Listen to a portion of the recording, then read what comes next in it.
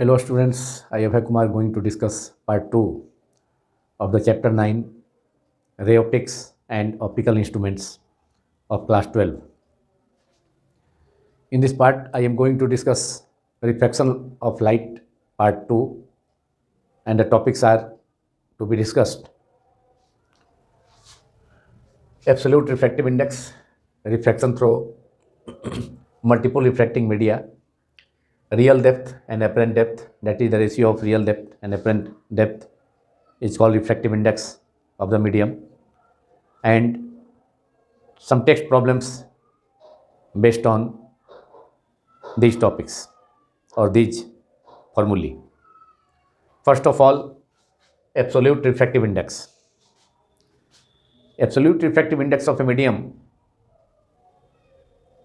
is defined as the ratio of a speed of light in vacuum or air to the speed of light in the medium. निरपेक्ष अपूर्णांक इसे हिंदी में कहा जाता है. तो it is defined as the ratio of, write down, absolute refractive index of a medium is defined as the ratio of absolute refractive index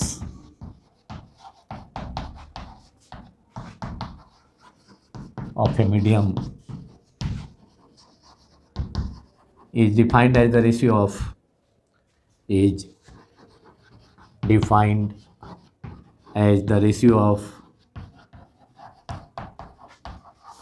a speed of light in vacuum or air, a speed of light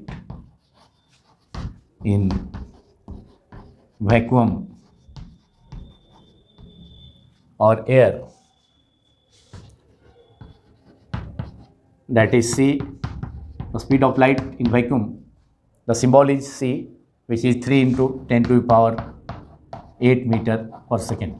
This is the speed of light in vacuum or air. To the speed of light in a medium, to the speed of light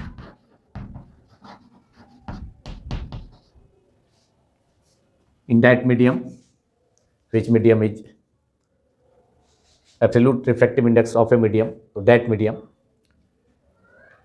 a speed to the speed of light in the medium. The medium which is mentioned here, medium means water, glass, etc. are the medium. Air is also a medium which is treated as a rare medium. That is V. The speed of light in the medium is V. And the ratio of both, that is the speed of light in vacuum or air to the speed of light in the medium, is called refractive index of a medium. And its symbol is Na or mu A. Its symbol is Na और mu A. Refractive index का दोनों symbol होता है, small N और mu. तो हिंदी में इसे निरपेक्ष अपवर्तनांक कहा जाता है, एब्सोल्यूट रिफ्रैक्टिव इंडेक्स. और इसको हम डिफाइन कर सकते हैं, किसी माध्यम का निरपेक्ष अपवर्तनांक निर्वात या शून्य में प्रकाश का वेग तथा या प्रकाश की चाल तथा किसी माध्यम में प्रकाश की चाल जिसको भी संकेत से डिनोट कर सकते हैं. तो दोनों का रेशियो, दोनों का अनुपात उस माध्यम का निरपेक्ष अपवर्तनांक कहलाता है. हिंदी में भी मैंने इसे डिफाइन कर दिया. एंड इट सिंबल इज, इसका संकेत होता है निरपेक्ष अपवर्तनांक का Na और म्यू है. Therefore absolute refractive index of a medium is absolute refractive index of a medium is, that is Na or mu A, symbol is Na, that is a speed of light in vacuum, C, upon a speed of light in a medium, Vm, और simply V, a speed of light in a medium को V से denote करेंगे, a speed of light in vacuum को C से, तो C upon V. तो ये absolute refractive index का ये फॉर्मूला हो गया. निरपेक्ष अपवर्तनांक का सूत्र निर्वात में प्रकाश की चाल अपॉन माध्यम में प्रकाश की चाल, किसी माध्यम में प्रकाश की चाल. तो उसी मीडियम का एब्सोल्यूट रिफ्रैक्टिव इंडेक्स उसे कहा जाएगा. और चूंकि स्पीड ऑफ लाइट जो होता है, ये फार्मूला हो गया इसका एब्सोल्यूट रिफ्रैक्टिव इंडेक्स का, निरपेक्ष अपवर्तनांक का। चूंकि स्पीड ऑफ लाइट जो होता है c, वह speed of light in a medium से अधिक होगा। किसी भी मीडियम में speed of light in vacuum वो मैक्सिमम होता है। Speed of light in vacuum और एयर इज मैक्सिमम। और किसी भी मीडियम में, अदर मीडियम में जैसे वाटर है, ग्लास है, तो उसमें स्पीड ऑफ लाइट उसमें डिक्रीज करता है। तो सी का जो वैल्यू होगा speed of light in vacuum, वह ज़्यादा होगा speed of light in any medium से। Therefore and Na is directly proportional to C. Na is refractive index, absolute refractive index is directly proportional to C. Therefore, and here C is greater than V. Therefore, Na is absolute refractive index is greater than 1. It have no unit because it is the ratio of two similar quantities, a speed of light in vacuum by a speed of light by a speed, that is दोनों का unit same हो जाएगा। Speed का metre पर second ऐसा unit, speed of light in vacuum का, speed of light in medium का भी मीटर पर सेकेंड, दोनों कैंसिल हो गया। इसलिए केवल ये न्यूमेरिकल, इसका केवल नंबर होगा, न्यूमेरिकल वैल्यू होगा, कोई यूनिट इसका नहीं होगा। It is unitless, it has only number. Now some short problems और objective problems based on this formula are usually asked in different boards examinations. For example, अब देखें इस पर, if speed of light, if refractive index of glass, अगर glass में speed हमको निकालना रहे तो refractive index of glass is absolute refractive index, और refractive index of glass is 3/2 और 1.5. Then calculate the speed of light in glass. इसको हम कर सकते हैं इस पर एक प्रॉब्लम, शॉर्ट प्रॉब्लम और ऑब्जेक्टिव प्रॉब्लम्स। अब जैसे देखें इसमें प्रॉब्लम 1 में, speed of refractive index of glass RI, refractive index which is absolute refractive index of glass which is NG, N for G, glass के लिए G symbol is 3/2 equal to 1/5. तो calculate what is VG, calculate speed of light in glass. Then VG is equal to what is VG, speed of light in glass calculate करना है. इस formula का use करके हम calculate कर सकते हैं. Since N is equal to N और refractive index absolute refractive Na और N सिंबल से भी डिनोट कर सकते हैं, और म्यू से equal to C/V. And for glass it is NG, speed of light is constant and it is VG. Therefore और NG is equal to therefore VG is equal to, VG को numerator में कर लेंगे और NG को denominator में, equal to C upon NG, and C is 3 × 10⁸ metre पर second, and it is NG is equal to 3/2 that is 1.5. 1.5 से 3 cancel हो गए, 2 हो गया, 2 × 10⁸ मीटर पर second. So speed of light in glass is a medium. Speed of light in glass VG is equal to 2 × 10⁸ metre पर second. तो इस ढंग का ऑब्जेक्टिव प्रॉब्लम 1 मार्क्स में भी पूछा जा सकता है या 2 मार्क्स में, तो हम कैलकुलेट आसानी से कर सकते हैं कि अगर रिफ्रैक्टिव इंडेक्स ग्लास का दिया है NG equal to 3/2 equal to 1.5, तो speed of light in glass calculate करना है तो निकाला जा सकता है. N equal to C/V. Therefore NG for refractive index of glass, C is the speed of light in vacuum and VG is the speed of light in glass. Therefore VG equal to C upon, VG को ऊपर कर लिए, speed of light in glass, NG को नीचे कर दिया, और NG का value refractive index of glass दिया है 1.5, speed of light in vacuum is 3 × 10⁸ metre पर सेकेंड, दैट इज 2 × 10⁸ मीटर पर सेकेंड. तो वैक्यूम में स्पीड ऑफ लाइट सबसे मैक्सिमम होता है, और किसी भी मीडियम में, डेंसर मीडियम में जाने पर स्पीड ऑफ लाइट डिक्रीज करेगा, जैसा कि यहाँ पर है. ग्लास में 2 × 10⁸ मीटर पर सेकेंड स्पीड ऑफ लाइट होगा. इसी ढंग से एक और प्रॉब्लम लेते हैं, शॉर्ट प्रॉब्लम और objective problem, objective numerical. If refractive index of water अगर दिया रहे, refractive index of water RI of water, short में रिफ्रैक्टिव इंडेक्स को R.I.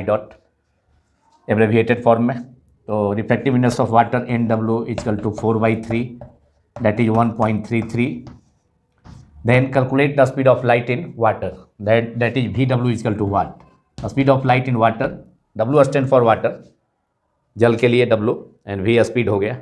तो फिर इस फार्मूला से ही VW कर देंगे. यहाँ VG इजकल टू C/NG, यहाँ पर G replace by W equal to C upon NW. तो using the formula of refractive index, absolute refractive index N equal to C/V, VW equals to C upon NW, that is C is 3 into 10 to power 8 meter per second, and NW is 4 by 3 or 1.33, 4 by 3 or 1.33. तो 1.33, that is 300 by 133, 300 upon, ऊपर numerator में 2 place पर dismal है, नीचे तो ऊपर 100 से multiply हो जाएगा. 3 into 100, that is 300 upon 333 multiplied by 10 to the power 8 meter per second, and 300 by 133 is 2.25. So 2.25 into 10 to power 8 meter per second, which is the speed of light in water, which is more than that of a speed of light in glass. Glass में केवल 2 into, glass में speed light का है 2 into 10 to power 8 metre पर second, लेकिन वही water glass से थोड़ा लेस डेंसर है, इसलिए मतलब ग्लास से रेयर है, रेयर मीडियम है, विरल माध्यम है वाटर, इसलिए वाटर में स्पीड लाइट का ग्लास के रेस्पेक्ट में, जो ग्लास में जो स्पीड होगा लाइट का उससे ज़्यादा होगा. That is 2.25 into 10 to power 8 metre पर सेकेंड.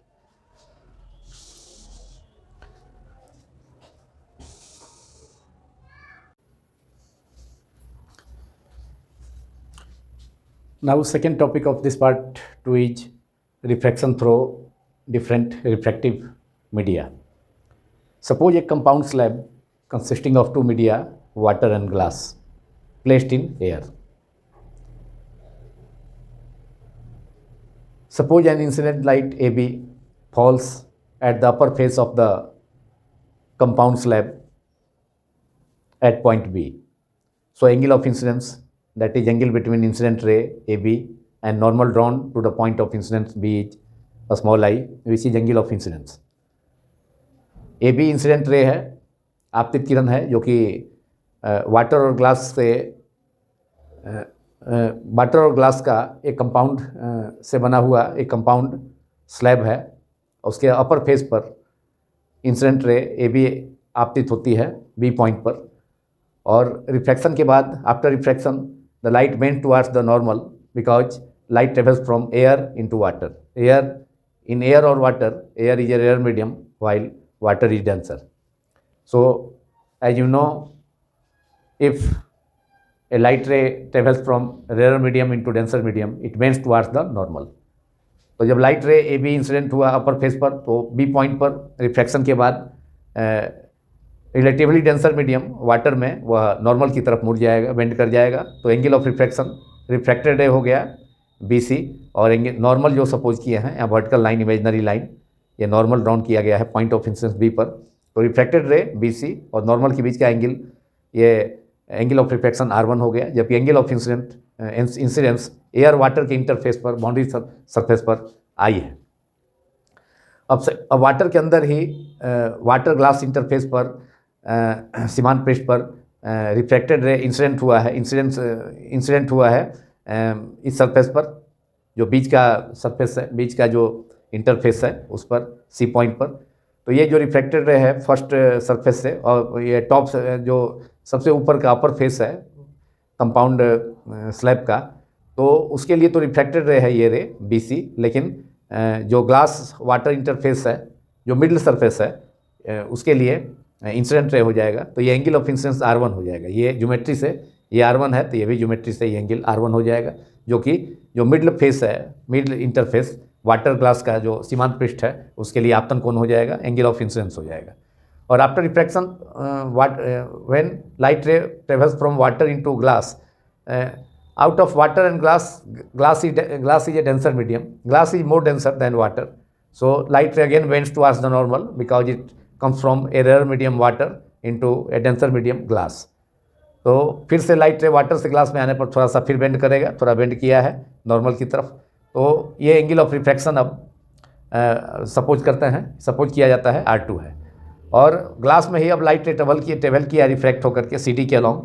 तो अब जो बॉटम सरफेस है ये जो स्लैब का, कंपाउंड स्लैब का, तो बॉटम सरफेस के डी पॉइंट पर ग्लास और एयर का इंटरफेस है, बाउंड्री सरफेस है। तो इसके लिए ये जो CD रिफ्लेक्टेड रे होगा मिडल इंटरफेस के लिए, मिडल सरफेस के लिए, तो अब ग्लास और एयर इंटरफेस बाउंड्री सरफेस के लिए इंसिडेंट रे हो जाएगा CD।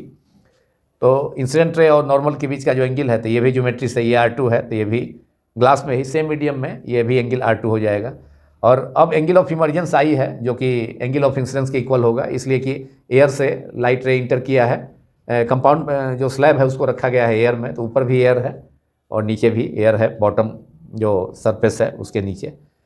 तो लाइट रे इंटर किया एयर से वाटर में और फिर ग्लास से एयर में बाहर निकल रहा है, इमर्ज हो रहा है। Therefore angle of incidence I, angle of emergence is also I.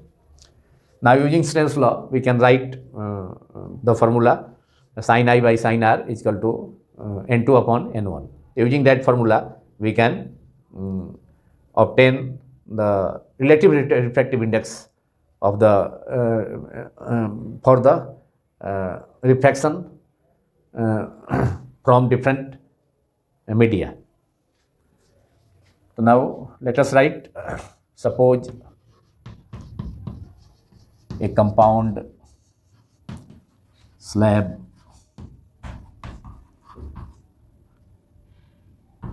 made of two media, water and glass kept in air. Two media, water and glass kept in air. इसे रखा जाता है एयर में। ये figure represent कर रहा है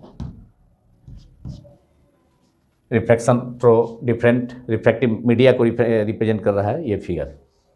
और kept in air as shown in figure given.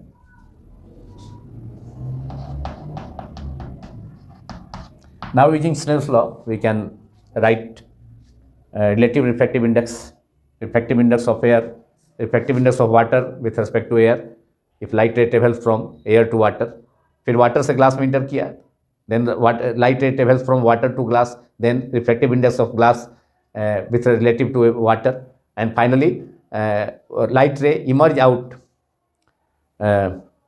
through the glass slab,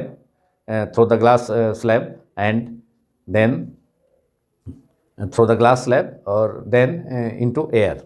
So there is relative refractive index, that is refractive index of air relative to glass. और तीनों को कंबाइन कर देंगे, तीनों को मल्टीप्लाई कर देंगे, प्रोडक्ट 1 आ जाएगा। But using Snell's law of refraction, that is second law of refraction. Now using Snell's law, we have using Snell's law, we have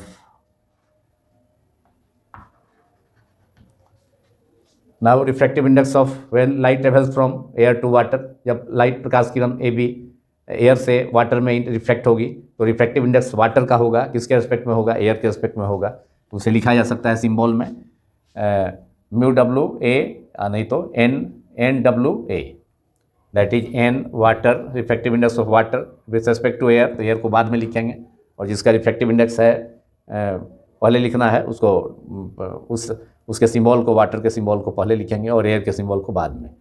now N W A multiplied by, now light ray travels from water to glass, that is refractive index of glass with respect to water, and finally light travels from glass into air, so we have refractive index of air relative to glass equal to, अब for air to glass यहाँ angle of incidence sine I by sine R equal to NT upon N1। तो refractive index को तो हम relative refractive index के रूप में इसको रिप्रेजेंट किया, लेकिन एयर से वाटर के केस में एंगल ऑफ इंसिडेंस कितना है, sine I, angle of refraction R1, तो sine I upon R1 sine R1। Now NGW that is NG upon NW, वैसे भी लिखा जा सकता है। तो NG अपॉन NW मतलब मिडल इंटरफेस के लिए, मिडल सरफेस के लिए तो यहाँ sine R1 upon sine R2, sine R1 upon sine R2. Now from for refraction at refraction through refraction at glass air interface, that is light reflected from glass into air, we have refractive index of air relative to glass. So that is sin R2 upon sin I, sin R2 upon sin I, and sin I the angle of emergence, क्योंकि air में light emerge हो रहा है और air से ही inter किया है तो एंगल ऑफ इंसिडेंस और एंगल ऑफ इमर्जेंस इक्वल होगा, दोनों आई है. अब साइन R1 से साइन R1 न्यूमरेटर डिनोमिनेटर में कैंसिल हो गया, साइन R2 से साइन R2 कैंसिल हो गया, साइन I भी साइन I से कैंसिल हो गया. Therefore we will left with NWA refractive index of water with respect to air multiplied by refractive index of glass with respect to water multiplied by refractive index of air with respect to glass, तीनों का product 1 हो गया. Therefore NGW अगर निकालना हो refractive index of glass with respect to water, that is light enter किया जब इस कंपाउंड स्लैब के अंदर वाटर से ग्लास में रिफ्रैक्शन के बाद, तो refractive index relative refractive index होगा किसका, relative refractive index, that is refractive index of glass with respect to water. और सिंबल में उसे रिप्रेजेंट किया जा सकता है, it can be represented in symbol as NGW equals to 1 upon NWA multiplied by NAG. Now it is 1 upon NWA multiplied by 1 by NAG, और 1 by NAG को लिखा जा सकता है NGA, 1 by NAG is equal to NGA, that is N12 is equal to, because you know that refractive relative refractive index N12 is equal to 1 upon N21. कल मैंने बतलाया था ये रिवर्स हो जाता है. अगर refractive index of medium 1 relative to medium 2, ये होगा रेसिप्रोकल होगा refractive index of medium 2 relative to medium 1. तो therefore NAG can be written as, therefore NGW refractive index of glass with respect to water is 1 by NWA 1 by NWA, इसको तो रहने दें, और 1 by NAG को लिखा जा सकता है 1 by NAG को लिखा जा सकता है NGA refractive index of glass with respect to water air upon refractive index of water with respect to air, that is NGA upon NWA. और इस फार्मूला पर का यूज करते हुए हम अगर डिफरेंट मीडिया से रिफ्रैक्शन होगा तो उसके लिए हम refractive index of glass with respect to water के लिए का फार्मूला होगा रिफ्रैक्टिव इंडेक्स ऑफ ग्लास, लेकिन with relative to air, and फिर relative refractive index of water relative to air. तो इस फार्मूला पर प्रॉब्लम भी है, NCERT टेस्ट प्रॉब्लम एक है 9.4, उसे सॉल्व किया जा सकता है. And this is the formula, final formula is, तो relative refractive index after refraction from different media, the product of relative refractive indices is equal to 1, and refractive index of glass with respect to water is refractive index of glass with respect to air by refractive index of water with respect to air. इस पर छोटा सा short problem भी हो सकता है, अगर दिया रहे NGA और NWA तो हम refractive index of glass with respect to water calculate कर सकते हैं.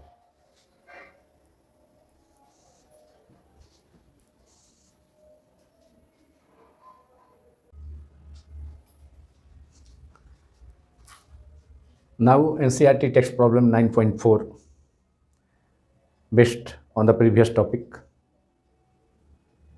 The following figure A, B and B show refraction of an incident ray in air at 60 degree with the normal to glass air and water air interfaces respectively. Predict the angle of refraction of an incident ray in water glass interface in figure C. This is figure C. इसमें angle of refraction R जो figure में represent किया गया है उसको obtain करना है जब रिफ्रैक्शन लाइट रे का वाटर से ग्लास में हो रहा है. और फिगर ए में एयर से ग्लास में रिफ्रैक्शन हो रहा है, that is air glass interface पर 60 डिग्री एंगल पर, और यहाँ फिगर बी में एयर वाटर इंटरफेस पर रिफ्रैक्शन एयर से वाटर में हो रहा है 60 डिग्री एंगल पर, एंगल ऑफ इंसिडेंस दोनों में 60 डिग्री है। तो इस सिचुएशन में फिगर सी में जब रिफ्रैक्शन वाटर से ग्लास में हो रहा है तो ये एंगल ऑफ रिफ्रैक्शन मालूम करना है। अब यहाँ भी स्नेल का यूज करते हैं, जो अभी हमने टॉपिक पढ़ा उस पर रिलेटेड है, refractive index of glass with respect to water. अभी जो फार्मूला ऑब्टेन किया उसी पर है। तो using the formula we have refractive index of glass that is N glass with respect to water, और इसको लिखा जा सकता है refractive index of glass with respect to air in from figure 1, and refractive index of water with respect to air, जो formula हमने obtain किया with respect to air. Now NGW is from Snell's law. NGW is equal to refractive index of glass with respect to with ratio of sin I by sin R, that is angle of incidence here is 45 degree at water glass interface in figure C. Water और glass के सीमांत पृष्ठ पर जो अपवर्तन हो रहा है प्रकाश का, तो वहाँ एंगल ऑफ इंसिडेंस कितना है 45।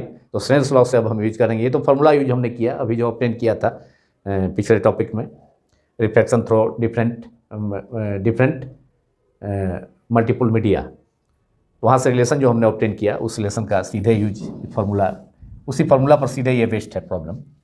तो NGW is equal to NGA upon NWA, refractive index of glass with respect to air upon refractive index of water with respect to air equal to refractive index of glass with respect to water. कांच का जल के सापेक्ष अपवर्तनांक ये equal होगा कांच का हवा के सापेक्ष अपवर्तनांक NGA divided by upon water का एयर के एस्पेक्ट में refractive index. Now using Snell's law, that is second law of refraction, we can write NGW as sin I from figure C, sin I by sin R, और sin I that is sin 45 degree in figure C upon sin R, और sin R का ही value हमको मालूम भी करना है। और NGA is equal to from figure A, applied ray refracted from travel from air to glass, that is refractive index of glass with respect to air, which is NGA. The symbol is NGA. जब light figure A में air से glass में inter करता है तो refractive index glass का air के aspect में हो जाएगा। सिंबल में डिनोट कर सकते हैं NGA, दैट इज साइन आई। यहाँ देखिए एंगल ऑफ इंसिडेंस कितना है 60 डिग्री है एयर ग्लास के सीमांत पृष्ठ पर, एयर ग्लास के इंटरफेस पर angle of incidence is 60 degree and angle of reflection is 35 degree, that is sine 60 degree upon sine 35 degree. We can write NGA as from Snell's law sin 60 upon sin I upon sin R, sin 60 degree upon sin 35 degree. तो RHS में जो numerator है उसमें हम लिख सकते हैं sign figure A से sin 60 degree upon sin 35, angle of reflection है यहाँ जब लाइट रे एयर से ग्लास में इंटर करता है, तो sin 35 degree upon now NWA, refractive index of water with respect to air. तो वो फिगर बी में वो सिचुएशन फिगर बी में है जब लाइट रे एयर वाटर के इंटरफेस पर इंसिडेंट करता है 60 डिग्री एंगल पर नॉर्मल से, ये नॉर्मल है तो नॉर्मल से 60 डिग्री एंगल पर ये नॉर्मल ड्रॉन है to the point of incidence. सब जगह नॉर्मल है, इधर भी ये भी नॉर्मल है, ये भी नॉर्मल है, नॉर्मल, और ये भी नॉर्मल इमेजनरी लाइन होता है जो पॉइंट ऑफ इंसिडेंस पर ड्रॉन किया जाता है, सपोज किया जाता है। ड्रॉन तो लाइन आप कर नहीं सकते हैं तो सपोज कर सकते हैं। तो ये vertical line point of incidence पर सपोज किया गया है जिसको नॉर्मल कहा जाता है। तो now in figure B we can obtain NWA, refractive index of water with respect to air using Snell's law, that is sin I by sin R NWA। तो sin I is here sin 60 degree and sin R is sin 45 degree. तो we can write NWA from figure B as sin 60 degree upon sin 45 sin angle of reflection 41 degree है, 41 degree. अब यहाँ sin 41 ऊपर चला जाएगा और sin 60 नीचे, ये और sin 60 ये कैंसिल हो गया, दैट इज वी हैव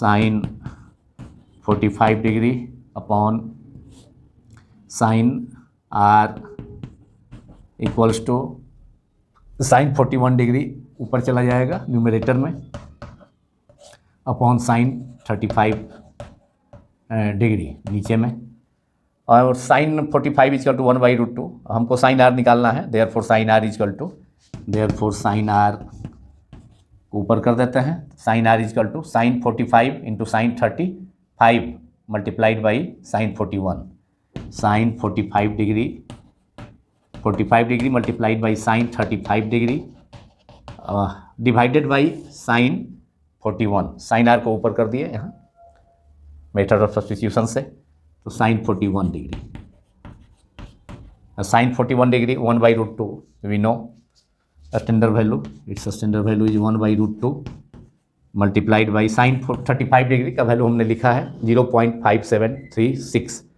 या ट्रिग्नोमेट्रिक टेबल से 0.5736, 0.5736 अपॉन, और फिर साइन 41 डिग्री का वैल्यू लिखा है ये साइन 35 डिग्री का वैल्यू हो गया, sine 45 into sine 35 degree upon sine 41 degree, that is sine R, यहाँ साइन 45 इंटू क्रॉस मल्टीप्लिकेशन से अपॉन साइन 41, तो साइन आर को रिप्रेजेंट किया जा सकता है sine R into sine 41, sine R into sine 41 equal to sine 40 degree upon sine 35 degree, sine 40 degree is 1/√2, but sine 35 degree is 0.5736 and sin 41 degrees 0.6561, 0.6561।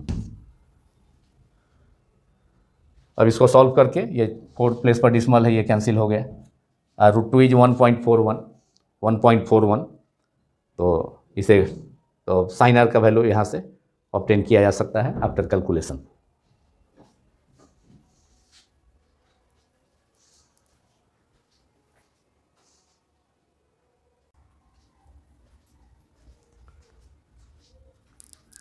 Now we have sin r is equal to 1/√2 upon 5736 upon 6561.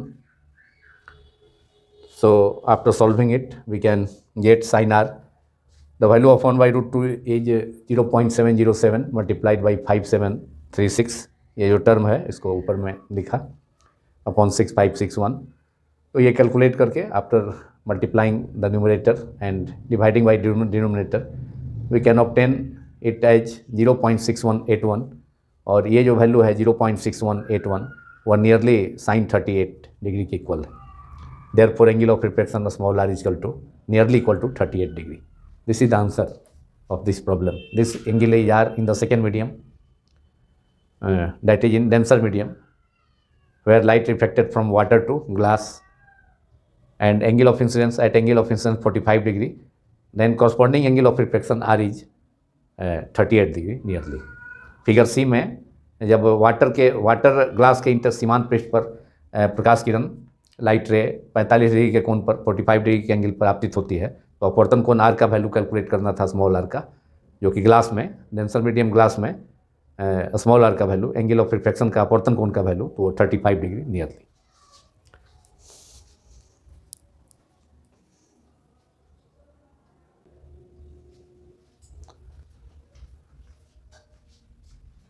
Now real depth and apparent depth of an object which is lies inside a water tank or at the bottom of a pond,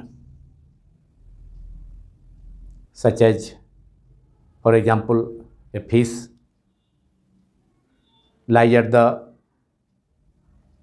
surface bottom of a pond or a lake, seems to be raised through some height from its actual depth or actual position due to refraction of light. So the actual position of the object inside a water tank or in a pond or in a lake is called actual depth from the upper surface of the water, from the upper water surface. While due to refraction of light, the apparent position of the object वस्तु की जो आभासी स्थिति होगी, जो अपवर्तन के कारण थोड़ा वस्तु जहाँ पर नीचे है रहना चाहिए, जहाँ पर है एक्चुअल में, जैसे कि ये वाटर टैंक है यहाँ, जिसमें वाटर भरा हुआ है, जो वाटर कॉलम का डेप्थ h है, वाटर कॉलम का हाइट जो है h है, या टॉप से यहाँ पर वाटर के अपर सरफेस से, टैंक के अंदर वाटर का अपर सरफेस से कोई ऑब्जेक्ट h डेप्थ में है, h डेप्थ में है, O पॉइंट पर है ऑब्जेक्ट, कोई क्वाइन हो सकता है या कोई मछली हो सकती है, फिश। लेकिन अपवर्तन के रिफ्रैक्शन के कारण जब यहाँ से लाइट रे चलेगा तो देखिए एक लाइट रे, फर्स्ट लाइट रे देखिए, ये फर्स्ट लाइट रे है, ये नॉर्मली ये ट्रेवल कर रहा है वाटर से, लिक्विड से, लिक्विड इज वाटर सपोज। तो ये नॉर्मली सरफेस पर वाटर के, ये वाटर एयर का ऊपर एयर है, तो वाटर एयर के इंटरफेस पर ये नॉर्मली इंसिडेंस कर रहा है लाइट रे, जो ऑब्जेक्ट से प्रोड्यूस होकर के ट्रेवल करते हुए वाटर से होकर के वाटर एयर इंटरफेस पर इंसिडेंट करता है, आपतित होती है प्रकाश किरण। अब यहाँ चूंकि नॉर्मल इंसिडेंस है तो एंगल ऑफ इंसिडेंस नॉर्मल भी इसी लाइन पर होगा, जिस लाइन पर लाइट इंसिडेंट लाइट ट्रेवल कर रहा है, तो नॉर्मल भी उसी लाइन पर होगा। Therefore angle of incidence is zero. Therefore mu, since mu equal to sine I by sine R, mu equal to sine I upon sine R, from Snell's law, refractive index of the medium sine I upon sine R. तो for normal incidence, for the normal incidence के लिए, for the normal incidence of light we have normal incidence के लिए क्या हो जाएगा, incident light normally travel कर रहा है वाटर, लिक्विड के वाटर के अंदर, और ये वाटर एयर इंटरफेस पर इंसिडेंस हुआ, नॉर्मल भी हम इसी लाइन के लॉन्ग ड्रॉन करेंगे, तो I is equal to zero, angle of incidence is equal to I is equal to zero, then sine I is equal to also zero, sine theta is equal to theta, sine zero is equal to zero, तो sine I that is sine zero is equal to zero. Therefore refractive index of the medium is sine I by sine R, तो sine I sine zero हो गया अपॉन sine R. Therefore sine R is equal to zero by mu, sine R ऊपर कर लें, और mu तो zero होगा नहीं, लो जीरो बाई म्यू, तो ये जीरो ही रिजल्ट होगा, और जीरो का मतलब है sine zero is equal to sine R is equal to zero, that is zero का वैल्यू साइन जीरो ही होगा, sine zero degree is zero. Therefore angle of refraction R is equal to zero. तो for the normal incidence of a light ray, जब light रे किसी surface पर normally जाकर incidence होगा, तो उस सिचुएशन में एंगल ऑफ इंसिडेंस जीरो होगा, क्योंकि एंगल ऑफ इंसिडेंस नॉर्मल और इंसिडेंट रे के बीच का एंगल होता है, तो उसी लाइन पर, जिस लाइन पर ट्रेवल कर रहा है लाइट, उसी के लॉन्ग नॉर्मल हो गया, एंगल ऑफ इंसिडेंस जीरो। और स्नेल्स लॉ से, क्योंकि mu is equal to sine I by A, medium refractive index of the medium is sine I by sine R, तो साइन आई जीरो हो गया, तो I zero, angle of incidence zero हो गया normal incidence के case में, normal incidence के case में, तो sine I is equal to zero. Therefore mu is equal to sine I by zero by sine R, that is zero, mu is equal to zero upon sine R, that is sine R is equal to हो गया sine R into mu is equal to sine zero, मैंने mu into sine R is equal to sine I, sine I zero है और mu zero के बराबर होगा नहीं, therefore we can write it as, therefore we can, sine I zero हो गया, तो इसलिए आर का भी वैल्यू जीरो हो जाएगा, क्योंकि स्नेल्स लॉ से हम इसको लिख सकते हैं, sine I is equal to mu sine R equals to sine I zero, और mu sine R is equal to zero, sine I is equal to zero है। Now mu into sine R, product of mu into sine R is zero, but refractive index of a medium can not be equal to zero, therefore possibility is sine R is equal to zero, and zero का मतलब है sine zero zero होता है, therefore R is equal to zero degree. Angle of refraction, R is angle of refraction, वो zero हो गया, angle of incidence भी zero हो गया। नॉर्मल इंसिडेंस के केस में, जब लाइट रे किसी सरफेस पर नॉर्मली इंसिडेंस करेगा, तो उस सिचुएशन में एंगल ऑफ इंसिडेंस और एंगल ऑफ रिफ्रैक्शन दोनों जीरो हो जाएगा। तो इस सिचुएशन में लाइट ऑब्जेक्ट यहाँ अगर लाई कर रहा है बॉटम पर, वाटर टैंक के बॉटम पर, मान लिया कोई क्वाइन है, तो यहाँ से एक लाइट रे इंसिडेंस हुआ है, एक लाइट रे ट्रेवल किया है, और ये नॉर्मली इंसिडेंस हुआ है वाटर के अपर सरफेस, वाटर एयर के इंटरफेस पर, बाउंड्री सरफेस पर, और ये ट्रेवल बिना डेविएट थी, चूँकि एंगल ऑफ रिफ्रैक्शन भी जीरो है, एंगल ऑफ इंसिडेंस भी जीरो है, तो लाइट बिना डेविएट किए हुए, बिना बेंड किए हुए सीधे निकल जाएगा, एयर में निकल जाएगा डायरेक्टली विदाउट बेंडिंग। अब सेकेंड लाइट रे यहाँ से ऑब्लिकली चला है, ट्रेवल किया है लिक्विड के अंदर, वाटर के अंदर, और ये वाटर एयर इंटरफेस पर इंसिडेंस हुआ, और यहाँ चूँकि एंगल ऑफ इंसिडेंस यहाँ पर नॉर्मल इंसिडेंस नहीं है, देयरफॉर एंगल ऑफ इंसिडेंस कुछ होगा। यहाँ पर एंगल ऑफ इंसिडेंस ये देखिए, ये एंगल ऑफ इंसिडेंस आई है, और एंगल ऑफ रिफ्लेक्शन लाइट अब लिक्विड से, वाटर से, जो कि एयर के एस्पेक्ट में डेंसर मीडियम होगा, तो डेंसर मीडियम से रेयर मीडियम में जाता है तो उसका एंगल ऑफ रिफ्लेक्शन बढ़ जाएगा, इसलिए कि स्पीड लाइट का बढ़ जाता है, तो एंगल ऑफ इंसिडेंस से एंगल ऑफ रिफ्लेक्शन ज़्यादा हो गया। अब दोनों लाइट रे 1 और 2 जो है दोनों ट्रेवल कर रहा है एयर में, और दोनों एक दूसरे को मीट नहीं कर रहा है, इसलिए रियल इमेज तो बनेगा नहीं, इसलिए दोनों लाइट रे को बैक किए हैं। देखिए इसको बैक किए हैं एरो देकर, ये ट्रेवल कर रहा है इन्फानाइट की ओर जा रहा है, इन्फिनिटी की ओर, अब इसको बैक किए देखिए, और दूसरे लाइट रे को भी बैक किए, दोनों लाइट रे को, एक जो नॉर्मल इंसिडेंस हुआ था उसको, और दूसरा जो है ऑब्लिकली दूसरा लाइट रे, सेकेंड लाइट रे, ये नंबर 2 से रिप्रेजेंट किए हैं, और ये नंबर 1 है जो फर्स्ट लाइट रे नॉर्मली जो इंसिडेंस हुआ है वाटर एयर इंटरफेस पर, बाउंड्री सरफेस पर।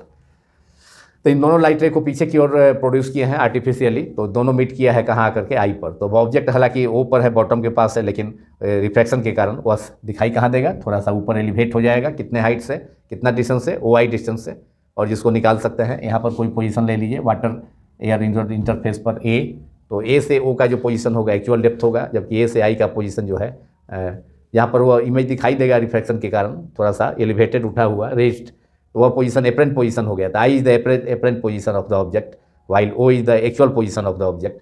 तो the ratio of actual depth and apparent depth is called apparent position. लाया थी इमेज का थी ऑब्जेक्ट का है यहाँ पर, इसलिए वाटर का अपर सरफेस से, जो अपर सरफेस है एयर वाटर का, वहाँ से ये डेप्थ हो गया ए आई, एपरेंट डेप्थ होगा, जबकि जो ऑब्जेक्ट का रियल पोजीशन है उसका डेप्थ वाटर सरफेस से इंटरफेस से, एयर वाटर इंटरफेस से ए ओ रियल डेप्थ होगा। So the ratio of real depth to the apparent depth is the refractive index of the medium, that is denser medium in which object lies. जिस medium में tank के अंदर liquid है, उसके अंदर कोई object है, तो अगर उस ऑब्जेक्ट का रियल डेप्थ और एपरेंट डेप्थ दोनों का जो रेशियो होगा, वह उस मीडियम का जिसमें कि ऑब्जेक्ट लाई कर रहा है, लिक्विड, वो जो है लिक्विड है, सपोज करते हैं वाटर है, तो उसका रिफ्रैक्टिव इंडेक्स होगा, न कि एयर का। जबकि लाइट एयर से, वाटर से एयर में ट्रेवल करेगा, तो रिफ्लेक्शन के बाद उसका जो वर्चुअल इमेज है ऑब्जेक्ट का यहाँ पर आई पर मालूम होगा, जो कि इसलिए जो पोजीशन है ऑब्जेक्ट का, एक्चुअल पोजीशन तो ऊपर है, लेकिन वह रेज्ड हो जाएगा, आई पर वह मालूम पड़ेगा, थोड़ा सा उठा हुआ, कितना से, नॉर्मल शिफ्ट हो जाएगा। Normal shift is O I, जिसको एक सपोज कर सकते हैं, this is normal shift A I, O I is let us suppose it X, small x. तो ये स्मॉल एक्स भी हम मालूम कर सकते हैं, उसके लिए फॉर्मूला, उस पर भी प्रॉब्लम है, एनसीईआरटी टेक्स्ट प्रॉब्लम, तो उसको भी मैं सॉल्व करूंगा, लेकिन पहले इसके लिए फॉर्मूला नॉर्मल शिफ्ट के लिए निकालें और रिफ्रैक्टिव इंडेक्स के लिए निकालें। Mu equal to refractive index of the liquid medium is real depth by apparent depth, real depth upon apparent depth. So the ratio of refractive index of the medium, refractive index of the medium, that is liquid in which object lies at the bottom of the tank, refractive index of the medium that is liquid, denser medium, liquid जिसमें object लाई कर रहा है, is equal to real depth of the object, real depth of the object upon its apparent depth of the object, real depth of the object upon apparent depth. इन दोनों का जो ratio होगा वो भी रिफ्रैक्टिव इंडेक्स कहलाएगा, upon apparent depth.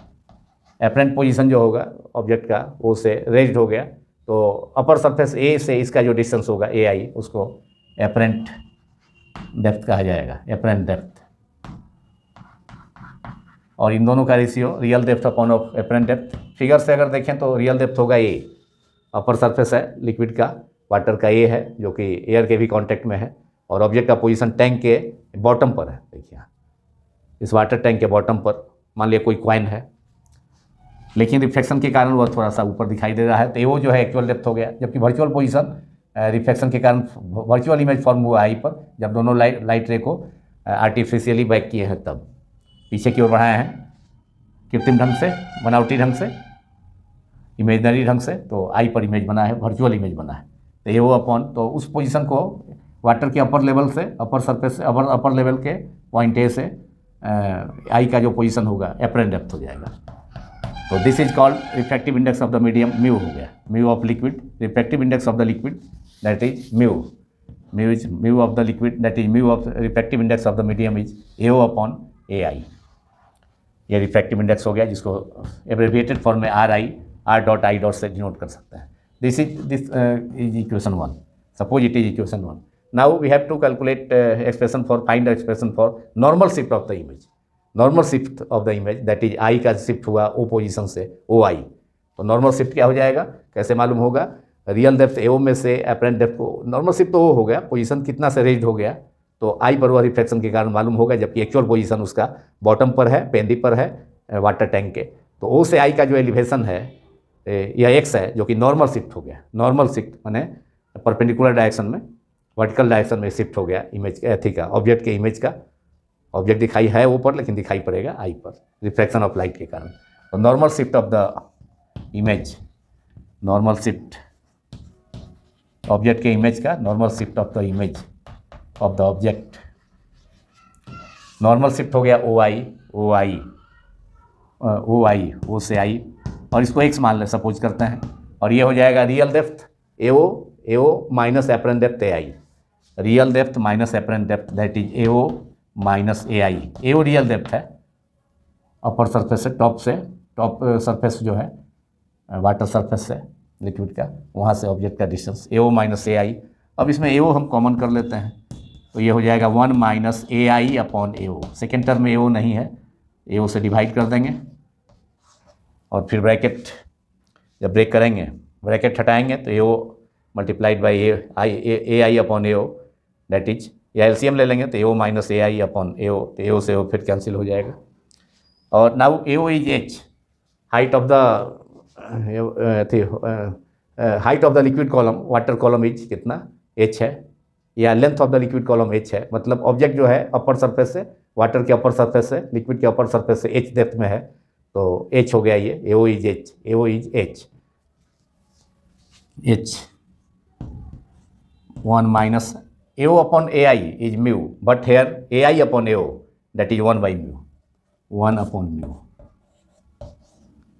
तो OI जो नॉर्मल शिफ्ट हो गया, उसको OI से रिप्रेजेंट करेंगे, या X से भी रिप्रेजेंट कर सकते हैं, इसको सपोज कर लेते हैं X।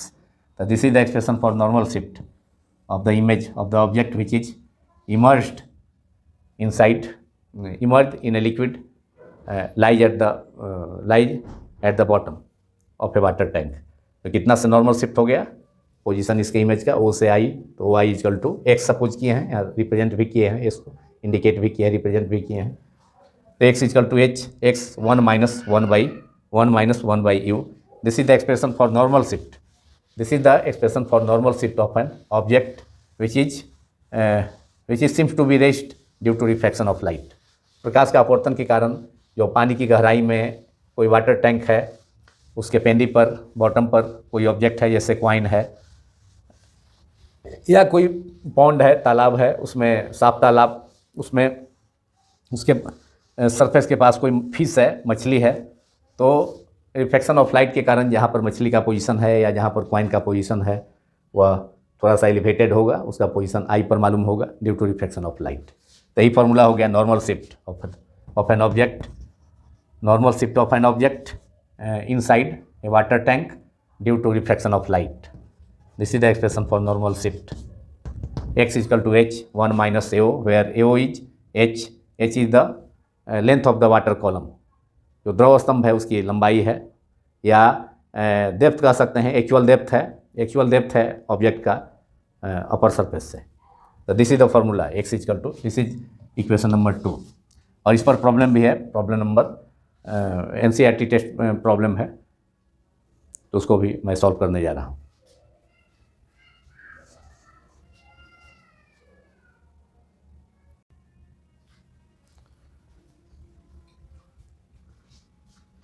Now some NCERT text problems and its solutions based on the formula of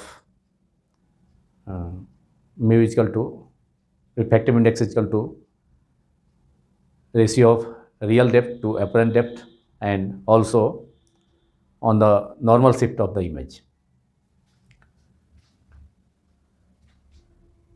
The problem is problem number 9.3. 9.4 problem I have already solved, which was based on the refraction through different media, refracting media using Snell's law.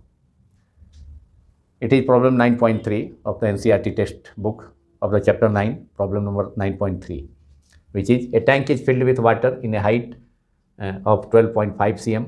The apparent depth of the needle lying at the bottom of the tank is measured by a microscope to be 9.4 cm. ये apparent depth हो गया needle का, जो मालूम हो रहा है refraction के कारण थोड़ा सा पोजीशन उसका एलिवेट हो जाएगा, रेज्ड हो जाएगा, जबकि एक्चुअल पोजीशन उसका वाटर टैंक के बॉटम पर 12.5 cm है।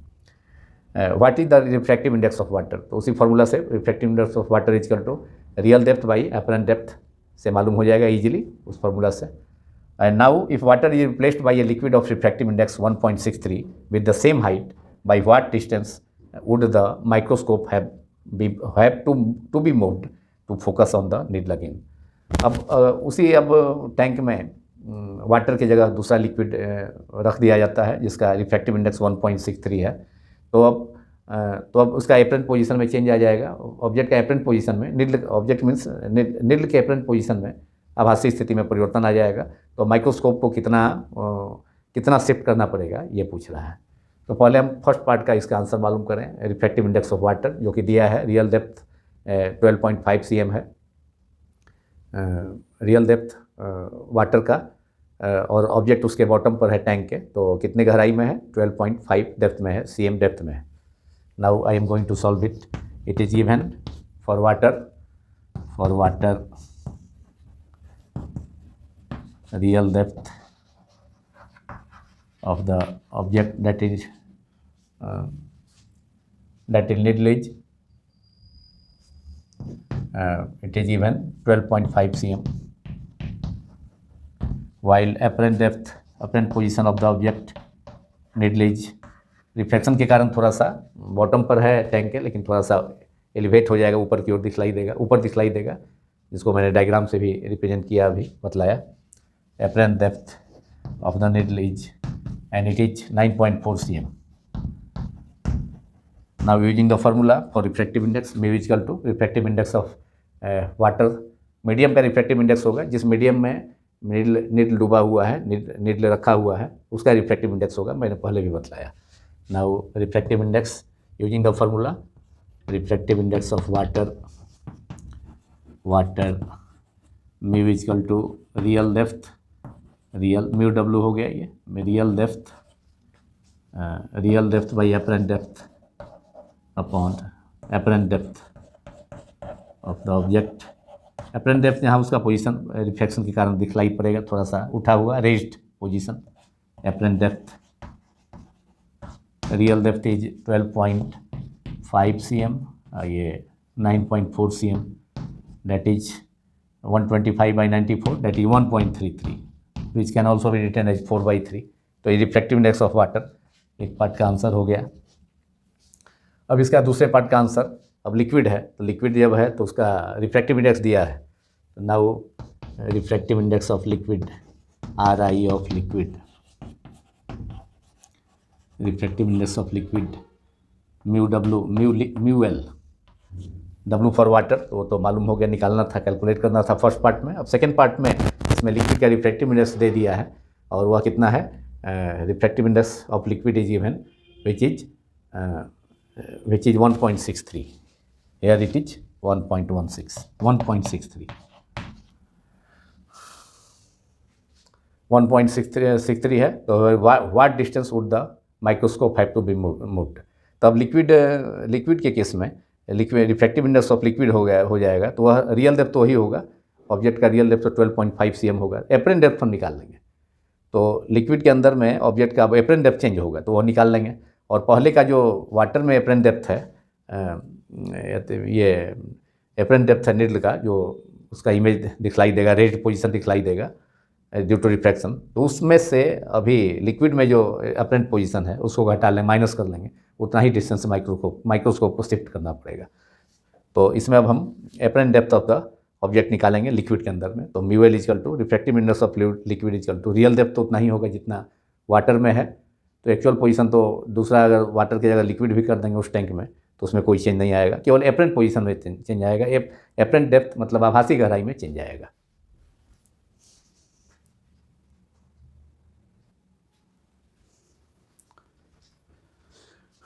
Now using the formula of refractive index again for the liquid, when the liquid is replaced by water in the tank, so refractive index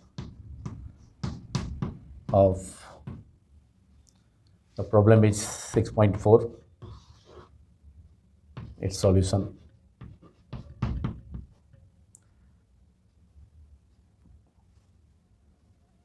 It is 6.3.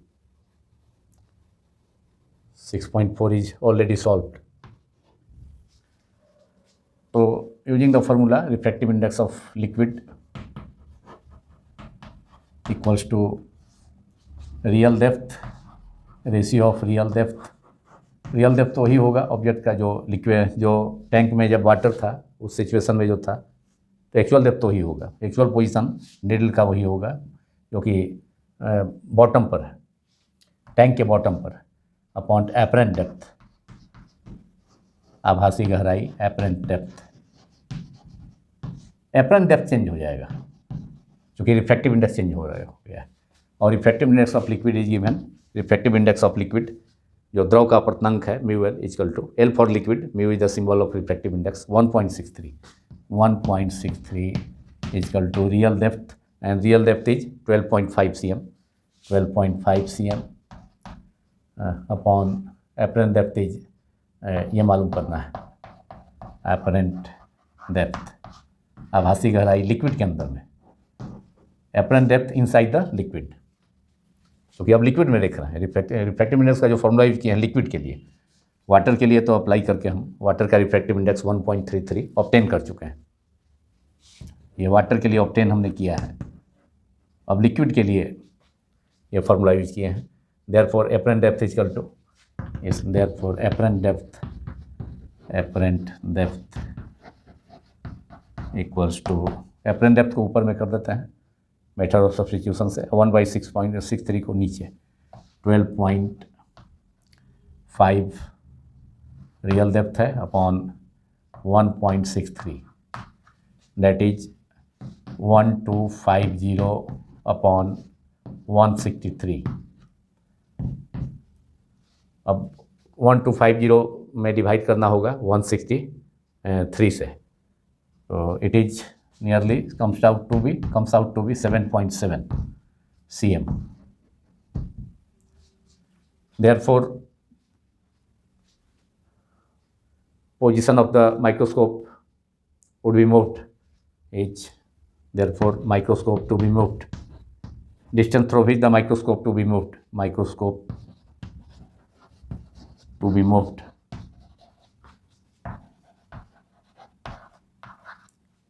For the distance which can be obtained by subtracting apparent depth of the object inside the liquid minus apparent depth of the object inside the water. Apparent depth of the object inside water, that is 9.4 centimeter in first case, and apparent depth of the object inside the liquid when liquid is filled in place of water. जब tank में water के बदले water को हटा करके replace करके liquid को भरा जाएगा, तो उसमें जो आभासी गहराई है वस्तु का, सुई का, निडल का, वह 7.7 cm। तो माइक्रोस्कोप को कितने से डिस्टेंस से मूव करना पड़ेगा, तो microscope to be moved through the distance, ये पूछ रहा है सेकेंड पार्ट में, थ्रू द डिस्टेंस, और वो डिस्टेंस हो जाएगा कितना, 9.4 cm जो एपरेंट डेप्थ था जब टैंक के अंदर वाटर था तब, और अभी इस सिचुएशन में जब टैंक के अंदर वाटर के बदले लिक्विड को फिलअप किया गया तो ये 7.7 cm। Now the difference is 14 - 7 that is 7 point, ये 8 - 7 1.7 cm, ये 1.7 cm इसको मूव करना पड़ेगा, उसको ऊपर की ओर ले जाना पड़ेगा। It is move microscope to be moved upward because apparent depth inside the liquid is decreases 7.7, जबकि वाटर के अंदर एपरेंट वेट थी, डेप्थ जो था ऑब्जेक्ट का निडल का वो 9.4 cm था। लेकिन अब जब वाटर के बदले रिप्लेस करके उसमें लिक्विड रखा गया जिसका रिफ्रैक्टिव इंडेक्स 1.63 था, तो उसका एपरेंट डेप्थ अब घट के गहराई जो है घट गई अब 7.7 cm, माने ऊपर चला गया, कहने का मतलब नीचे से पोजीशन ऊपर चला गया, तो इसलिए माइक्रोस्कोप को भी ऊपर की ओर शिफ्ट करना होगा 1.7 cm से। This is the answer of second part of this problem. तो ये प्रॉब्लम सॉल्व हो गया। ये फर्स्ट पार्ट यहाँ से था, फर्स्ट पार्ट यहाँ ये, और ये सेकेंड पार्ट का आंसर है यहाँ तक। ये सेकेंड पार्ट का आंसर हो गया, इसके नीचे फर्स्ट पार्ट था। Now one problem more in which we have to calculate normal shift of the image.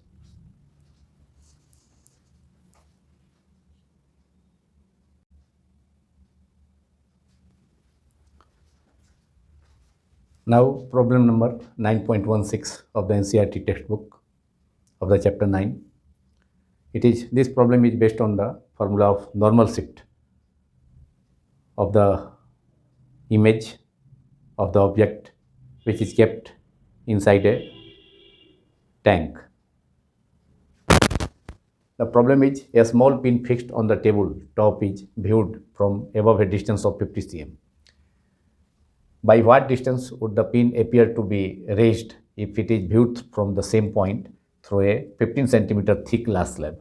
यहाँ एक पिन है जो कि यहाँ लिक्विड के अंदर नहीं है, यहाँ ट्रांसपेरेंट ग्लास का एक स्लैब है, उसके नीचे पिन रखा हुआ है, टेबल पर पिन रखा हुआ है, उसके ऊपर में ग्लास स्लैब है, 15 सेंटीमीटर थिकनेस का है, मतलब H इक्वल टू 50 cm हो गया, H और T इक्वल टू 15 cm, और देखा जा रहा है उसको ऊपर से 50 सेंटीमीटर के हाइट से देखा जा रहा है उसको पिन को, और पिन टेबल पर रखा हुआ है और उसके ऊपर पिन के ऊपर ग्लास स्लैब है जो कि 15 सेंटीमीटर थिकनेस का है।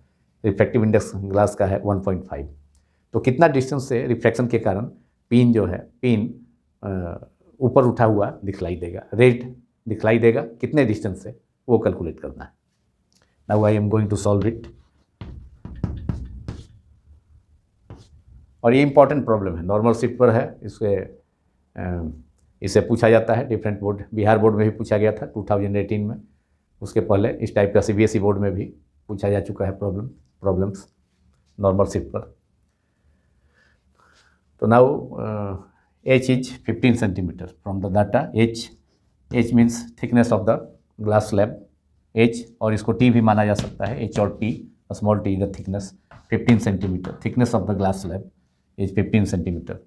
कांच की जो सिल्ली है, स्लैब है, उसकी मोटाई है, thickness of the glass slab 15 centimetre क्या है, thickness of the glass slab, thickness of the glass slab.